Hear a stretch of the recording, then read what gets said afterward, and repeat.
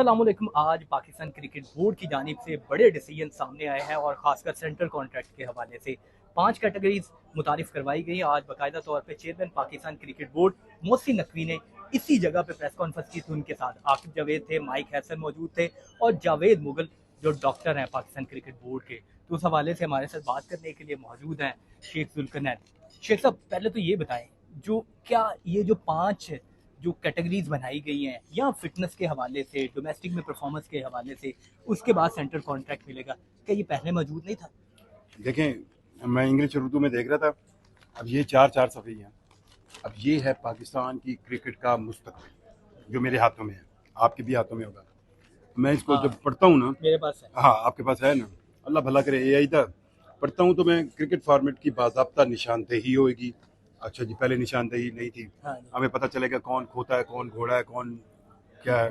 ठीक है, फिर अच्छा, सबसे पहले इसमें लिखा गया है कि फिटनेस जो बहुत जरूरी। क्या पहले फिट खिलाड़ी नहीं खेलते थे? ये तो डॉक्टर जावेद मुगल ने खुद कहा है। जब मैंने उससे सवाल किया था कि आपको पिछले 4 महीने में, तो उन्होंने कहा कि फिटनेस लेवल उस तरह नहीं है, लेकिन अभी हम उसको इनहांस करें। हाँ, और बेहतर करें। 24 टेस्ट होंगे अब, 24 टेस्ट हर 4 माह बाद। और 24 टेस्ट स्क्रीनिंग इसके अलावा है।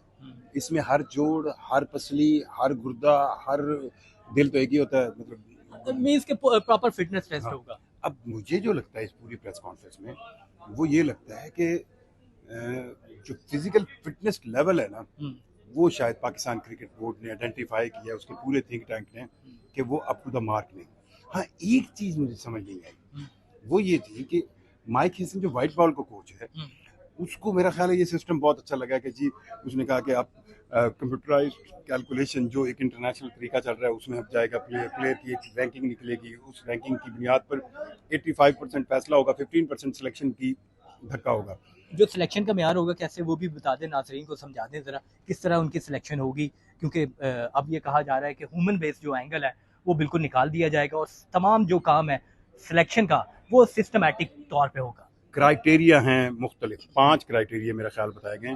सबसे पहला क्राइटेरिया फिजिकल फिटनेस है, दूसरा क्राइटेरिया डोमेस्टिक क्रिकेट, तीसरा क्राइटेरिया सर्टेन परफॉर्मेंसेज, चौथा क्राइटेरिया है कि कौन सा प्लेयर किस क्रिकेट को ज़्यादा टाइम दे रहा है और किस क्रिकेट को नहीं दे रहा, और 5वां क्राइटेरिया में सिलेक्शन कमेटी आएगी। अब इन क्राइटेरियाज के अंदर जो सबसे अहम चीज़ है वो ये है, इन्होंने कहा कि टेस्ट क्रिकेट को आप A देंगे। अच्छा, उसके बाद वनडे क्रिकेट को आप B देंगे। कोई बंदा टेस्ट और वनडे खेल रहा तो ए मिल सकता है, ए बी, हाँ, मिल सकता है।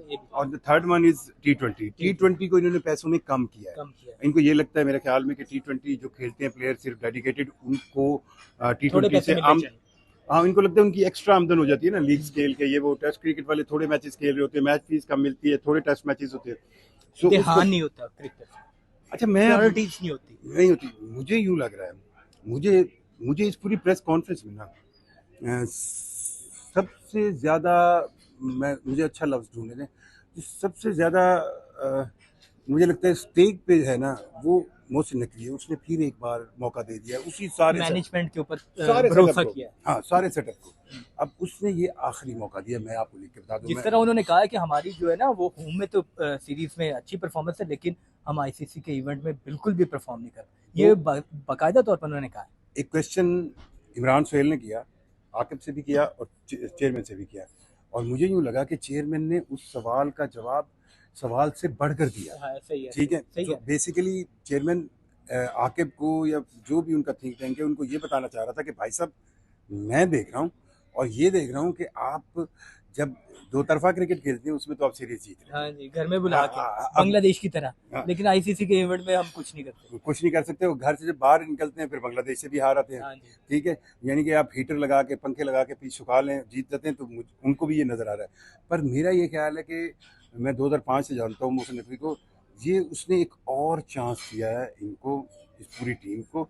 और इसमें मुझे यूँ लगता है, अब मैं अगर मेरी सब मतलब आकिब भाई से भी दोस्ती है, मुझे यूँ लगता है कि डॉक्टर जावेद मुगल जो है ना, उसको आगे करके ना पिछली पूरे थिंक टैंक ने ना एक नया क्राइटेरिया रख दिया। अब जावेद मुगल को आए हुए 4 महीने हुए, थोड़ी देर 4 महीने हुए, तो उसकी बात अब अगर अब एक बंदा बाहर से इतना स्पेशलाइज, इतना क्वालिफाइड लाए हों और आप उसको टाइम तो देंगे, तो चेयरमैन को बेसिकली डॉक्टर जावेद मुगल साहब के कंधे पे 2 4 6 बंदूकें रखी गई हैं। तो चेयरमैन ने उसको एक चांस दिया। अच्छा, मुझे ऐसा लगता है क्योंकि Aqib Javed one and only थे, और पाकिस्तान क्रिकेट बोर्ड में क्योंकि जब आकिब जावेद होते हैं या किसी भी जगह पे अगर फ्रेंचाइज क्रिकेट की बात करें तो वहाँ पे आकिब जावेद थे, और कोई भी उनके साथ कोई बड़ा कोच या बड़ा बंदा नहीं होता। वो हमेशा खुद काम करना पसंद करते हैं कि वन एंड ओनली। लेकिन और अभी 2 सालों से वो ऐसा कर भी रहे थे पाकिस्तान क्रिकेट बोर्ड के साथ भी, जब से थे सिर्फ आकिब जावेद हमें दिखाई देते थे। इवन के सिलेक्शन कमेटी हो, हाई परफॉर्मेंस सेंटर हो, या कोई भी डिसीजन हो, इवन के टीम खिलाने 11 के खिलाने में आकिब जावेद की इन्वॉल्वमेंट थी। अब यूनुस खान भी आ रहा है, मोहम्मद हफीज भी आ रहा है, जिसका बाकायदा तौर पे मोहसिन नकवी ने कह दिया, और सरफराज को भी आगे कंटिन्यू कर रहे हैं, और भी क्रिकेटर्स आ रहे हैं।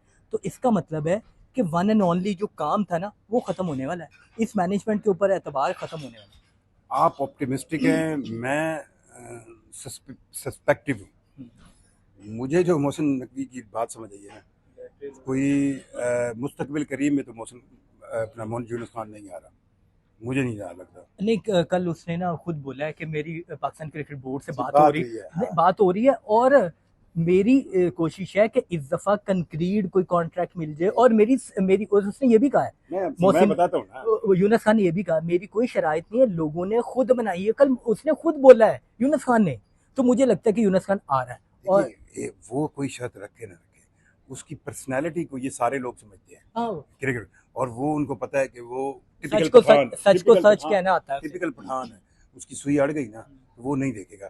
ये मैं आपको शायद 2009 में जब Ijaz Butt chairman Pakistan cricket board थे, मैं आंखों से देखा हाल है कि वो आया, उसको बिठाया गया, हम नीचे खड़े थे, उसने आधे घंटे बाद उसने कहा मुझे आपने क्या समझ लिया, मैं कैप्टन।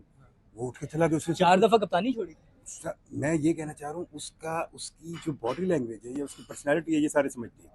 अब उसको लाने के लिए बहुत ज़्यादा मुझे नहीं लगता कि मोहसिन नकवी को कोई सूटेबल राय मिली है इर्द गिर्द से। ये भी तो मैटर करती है। नहीं, मुझे ऐसा लग रहा है कि मोहसिन नकवी को बहुत कहा गया है कि आप यूनुस खान को लेके आए। मुझे ऐसा लग रहा है क्योंकि जिस तरह की बातें कल यूनुस खान ने खुद कही हैं, तो उससे बज़ाहिर हो रहा है कि यूनुस खान में भी हो सकता है कि अगले वीक में बाकायदा तौर पे पाकिस्तान क्रिकेट बोर्ड को ज्वाइन कर लेगा। मोहसिन नकवी एक ऐसा चेयरमैन पाकिस्तान क्रिकेट बोर्ड है जिसके जितने अख्तियारात पाकिस्तान क्रिकेट बोर्ड की तारीख में किसी के पास नहीं। बिल्कुल, ये बात। लेकिन साथ साथ एक चीज़ और भी रखें कि मोहसिन नकवी अभी तक अपने प्रोफेशनल पोटेंशियल का शायद 20% भी क्रिकेट बोर्ड को नहीं दे पा रहा। उसकी वजह ये नहीं है कि वो नहीं देना चाहता, उसकी वजह है कि उसकी और मसरूफियात अब इंटरनेशनली। लेकिन मैं आप ये बता दूँ, अब ये 6 महीने निकालें या साल निकालें, ये अलार्मिंग पॉइंट है। और अगली बार जब मोहसिन नकवी बैठेगा ना, तो अगर ये सिस्टम नहीं चलेगा, अल्लाह करे चल जाए, ठीक है, लेकिन ये जो आपको मैनेजमेंट फारिग हो जाए, ये आपको नजर नहीं आएंगे कोई भी।